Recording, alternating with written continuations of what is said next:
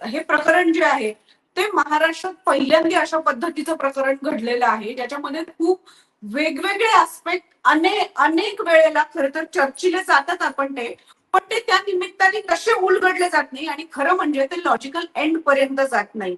आता या सगळ्यामध्ये सातत्यानं एक प्रश्न चर्चेला येतोय, तो म्हणजे की यातल्या असणाऱ्या महिला या सातत्यानं त्यांचं शोषण होत आहे का आणि त्या महिला सातत्यानं त्या भोंदू बाबाकडे जात आहेत का. आता जर आपण याचा क्वांटम पाहिला तर जर 15 वर्षापूर्वीचं प्रकरण आहे असं आपण कन्सिडर केलं तर त्या महिलांची संख्या त्या बरोबरीनं त्यांच्या बरोबर जोडलेल्या कुटुंबांची संख्या हे जर आपण पाहिलं तर याचा आवाका खरं तर आपल्याला लक्षात येतो. त्याच्यामुळे याचे दुष्परिणाम हे किती लोकांवर होणार आहे हे थेटरित्या आपल्याला समजतंय.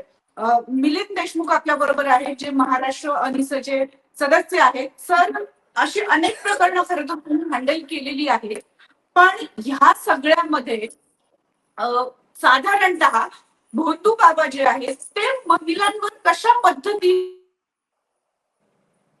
सिस्टीम वर्कआउट करतात, कारण सातत्याने आपल्याला महिला याच्यामध्ये मोठ्या प्रमाणावर बळी पडताना दिसतात.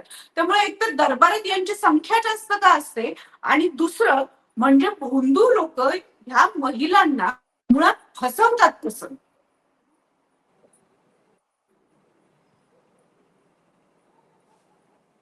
तुमचा माईक बहुधा म्यूट आहे. मिलिंद सर, तुमचा माईक म्यूट आहे. हा, बोला. म्यूट केलाय तुम्ही, पुन्हा म्यूट केलाय, एकदा फक्त त्याला टच. हा, आता बोलाल सर.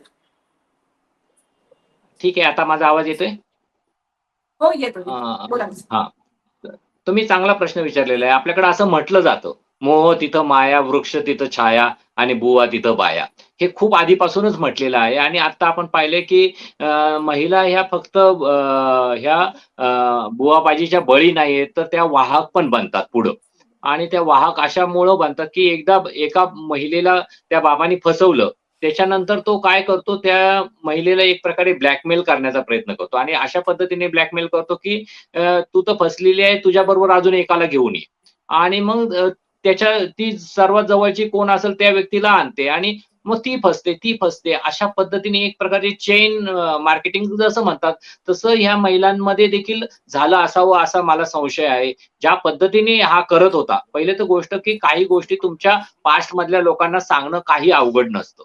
लोकांचं भूतकाळ सांगणं याच्यामध्ये काही अवघड नाही आणि काही बुवा बाबा ह्याचं खूप चांगलं पद्धतीचं तंत्र वापरत असतात. त्याच्यामध्ये माहिती काढून घेणं किंवा त्या बाबाकडे तुम्ही जेव्हा जाता, तुमचा नंबरच लवकर लागत नसतो आणि खूप मोठी गर्दी असते तिथं आणि मग ज्या माणसाने तुम्हाला रेफर केलेलं असतं, की नाही आमचे महाराज खूप चांगले आहेत आणि त्यांना अशी सिद्धी प्राप्त आहे आणि ते काही पण लोकांचे प्रश्न बरोबर सांगतात आणि ते जे एजंटच असतात एक प्रकारे, ते एजंट त्यांना पूर्णपणे इनपुट देतात, की हे आपल्याकडे येणारी जी महिला आहे तिच्या घरची परिस्थिती काय आहे, तिची स्वतःची परिस्थिती काय आहे, तिची मानसिकता काय आहे, तिचा पास्ट काय आहे आणि एवढं सगळं इनपुट झाल्यानंतर तो बाकीचं वलय तर त्यांनी तयारच केलेलं असतं.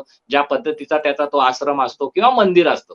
बऱ्याच वेळा असे धार्मिक स्थळ, आता हे मंदिरच होतं एक प्रकारचं आणि त्या मंदिरामध्ये त्यांनी अशा पद्धतीची एक मोठी यंत्रणा तयार केलेली होती, की तिथं भव्य दिव्यता अशी दिसते, पैशाचा मोठा खर्च केलेला दिसतो. सेलिब्रिटी तिथं येतायत असं दिसतं, राजकारणी लोकं तिथं येतात असं दिसतं आणि इतकेच मोठे-मोठे लोकं तिथं येतायत. जसं आता जगडे सरांनी सांगितलं, बरेच अधिकारी तिथं येतात. राजकारणी लोकं आले की त्यांच्या पाठीमागे अधिकाऱ्यांना जावंच लागतं. पोलीस यंत्रणेला जावंच लागतं आणि राजकारणी त्याचा भक्त असला तर कदाचित त्या पोलिसांना देखील दबाव निर्माण होतो, की ह्या बाबाविषयी मी कसं बोलू किंवा माझ्याकडे तक्रार आली तरी हा महाराजाचा भक्त कोण आहे ते माहिती असतं. मग काही वेळेला ते त्यांना इन्फॉर्मेशन देतात, की बाबा अशी एक तक्रार आलेली आहे आणि आपण पाहिलं की याच्यामध्ये शासनाचे काही लोकांनी देखील असे बाबाचे केसेस दडपण्याचा किंवा फिर्यादी लोकांनाच असं काहीतरी मिसगाईड करण्याचा किंवा त्यांना धमकावण्याचे प्रकार केल्याचे उदाहरणं देखील आता ह्या केसमध्ये आपल्याला दिसलेत आणि असे प्रकार सातत्याने घडतात. महाराष्ट्रामध्ये हे काही प्रकरण आता हे पहिलंच प्रकरण नाही.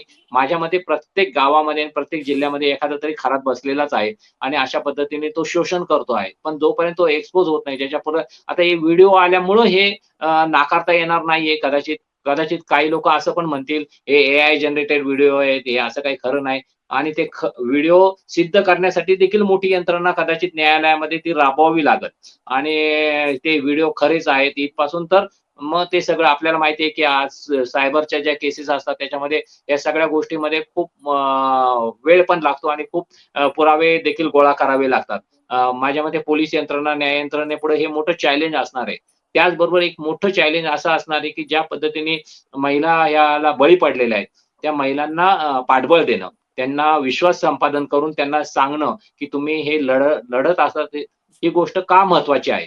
कारण तुम्ही तर बळी पडलेले आहात, पण ह्याची पुढची काही लोकं बळी पडू नये. अजून हे प्रकार महाराष्ट्रातून थांबले पाहिजे. खरं तर आपल्याकडे संत तुकाराम महाराजांनी 400 वर्षापूर्वी सांगून ठेवलेले आहे. "ऐसे कैसे झाले भोंदू कर्म करून म्हणती साधू अंगा लावून राखव डोळे झाकून करती पाप दावून वैराग्याच्या काळा भोगी विषयाचा सोहळा तुका म्हणे सांगू किती जळो तयांची संगती."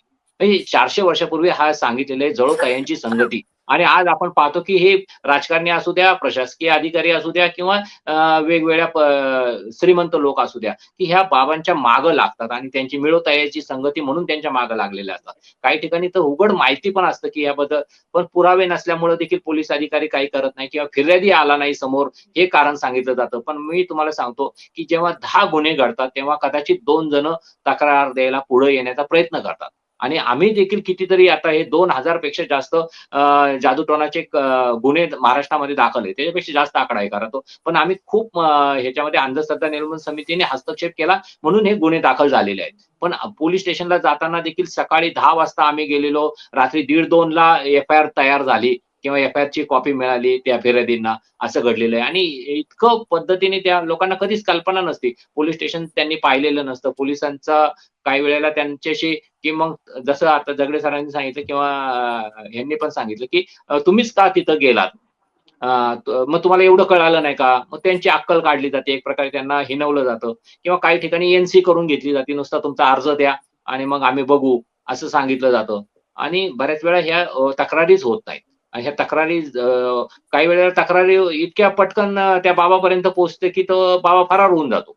म्हणजे आता आम्हाला पिंपरी चिंचवडमधलं एक उदाहरण माहिती आहे, की त्या बाबांनी एकाच घरातील 5 मुलींचं शोषण केलं होतं. त्याच्यातल्या अल्पवयीन होत्या 4 मुली. आणि पॉक्सोचा कायदा देखील म्हणजे पॉक्सोचा गुन्हा दाखल झाला आहे. 6 वर्ष झाले. आता पुण्यात केस चालूच आहे अजून. अजून देखील त्या बाबाला शिक्षा झालेली नाही. तो जेव्हा कोर्टामध्ये येतो आणि फिर्यादी जेव्हा तिथं जातात, तर त्या लहान मुलींना देखील घेऊन तेव्हा तिथं जातात. तर हेच लोकं घाबरलेले असतात. तर खरं तर आणि खरं तर आपल्या ह्या पॉक्सोमध्ये अशी पण तरतूद आहे, की त्या मुलींना काहीतरी मदत मिळते शासनातर्फे. ती देखील मदत या कुटुंबाला अजूनपर्यंत काहीही मिळाली नाही. आणि एवढंच नाही तर ते लोकं भीतीपोटी असतात आणि तो जो आरोपी आहे, तो उघडपणे असा हे आपण काय आपलं कोणी काही करू शकत नाही अशा पद्धतीने वावरत असतो. तर ही गोष्ट मला असं वाटतं, की कायद्यामध्ये तरतूद आहे, की लवकरात लवकर निकाल लागला पाहिजे, शिक्षा झाली पाहिजे. तरच समाजात तसा मेसेज जाणार आहे. आणि ह्या खराब प्रकरणात देखील फास्ट ट्रॅकमध्ये केस चालवली गेली पाहिजे आणि त्याला लवकर शिक्षा झाली पाहिजे. ह्याच्यासाठी देखील मुख्यमंत्र्यांनी स्वतः लक्ष घालावं असं आम्हाला वाटतं.